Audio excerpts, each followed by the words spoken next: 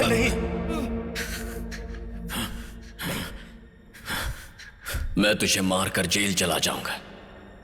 मेरी aunty minister बनेगी तो मैं बेल लेकर बाहर आ जाऊंगा। यह ऑप्शन सिर्फ तेरे पास नहीं है, मेरे पास भी है।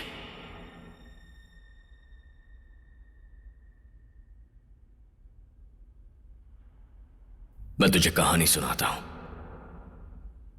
एक किसान के पास जमीन थी, पर इतने पैसे नहीं कि किसी को काम पर रख सके।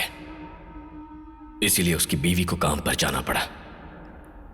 उसकी 6 साल की बेटी थी जो छोटे बच्चे को संभालती। बच्चा रोने लगा तो लड़की उसे कड़ी धूप में लेकर गई। शायद उसने सोचा इससे बच्चा ठीक हो जाएगा, लेकिन बच्चे को बुखार हो गया। उसी दौरान इलेक्शन की वजह से गांव में दंगा फसाद हुआ। ऐसे में तुम बस कहां ढूंढोगे बाल रेड्डी? सरकारी हॉस्पिटल 10 किलोमीटर दूर है। बच्चा पहुंचा तब तक देर हो गई थी। डॉक्टर भी कुछ नहीं कर पाए। उसके मां बाप उसके गम में बहुत रोए। अब इसी कहानी का दूसरा वर्जन सुन। एक किसान के पास थोड़ी जमीन है। जमीन पर बिजली पानी की अच्छी सुविधा है। खुद अपनी जमीन पर काम ना करके वो दूसरे किसानों से काम करवाता है। मां भी घर पर अपने बच्चों का ख्याल रखती है। उनकी बेटी स्कूल जाती है, लेकिन एक दिन वो बीमार पड़ गई। उसे तेज बुखार आ जाता है। इलेक्शन चल रहे हैं लेकिन कोई दंगा फसाद नहीं है। गांव में बसों की अच्छी सुविधा भी है। वो लड़की को तुरंत हॉस्पिटल ले जाते हैं। डॉक्टर बच्ची को सलाइन लगाता है। बच्ची ठीक हो जाती है और फिर अगली ही सुबह बच्ची फिर स्कूल जाती है और मां मुस्कुराती है।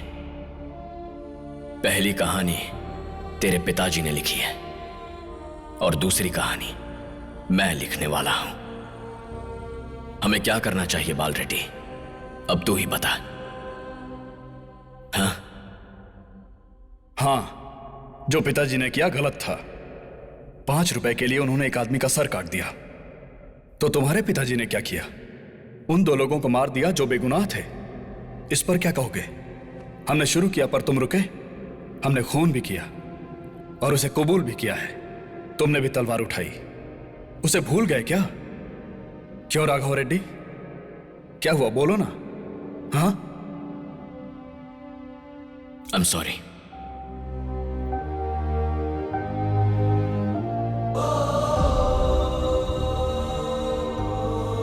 अपने पिता की तरफ से माफी मांगता हूं।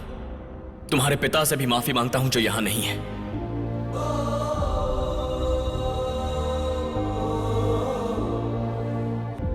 जब फसाद हुआ तब अगर हमारे पिता ने साथ मिलकर बात की होती तो आज गांव की हालत कुछ और ही होती। कम से कम वो मौका अपने बच्चों को देते हैं। इस शांति की कीमत क्या है? 5 साल, एक एमएलए और एक मिनिस्टर। ठीक है, मान लिया। मैं नहीं लड़ूंगा, तुम ही जीतोगे। तुमने ये डिस्कशन पहले क्यों नहीं किया राघव रेड्डी? पिछली बार तुम अपने लोगों के साथ एक गाड़ी में आए थे, तब मैंने डिस्कशन किया। इस बार 4 गाड़ियों में आए हो, इसीलिए मैंने लड़ाई की।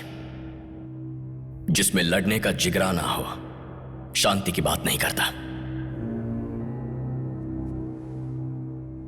मेरा फोन नंबर उस कार्ड पर है, मैसेज कर देना। अगर तुम्हारी हां है तो एमएलए बनने के बाद मैं तुम्हारे पिताजी से मिलने आऊंगा। अगर ना है तो तुम इस दुनिया के किसी भी कोने में जाकर छिप जाओ, मैं तुम्हें नहीं छोड़ूंगा। हिमालय के पीछे सिर छुपा लो या कन्याकुमारी से समंदर में डुबकी लगाओ, राजस्थान के रेगिस्तान में छुपो या बंगाल की खाड़ी में छुप जाओ, मैं तुम्हें ढूंढ निकालूंगा और सर धड़ से अलग करूंगा।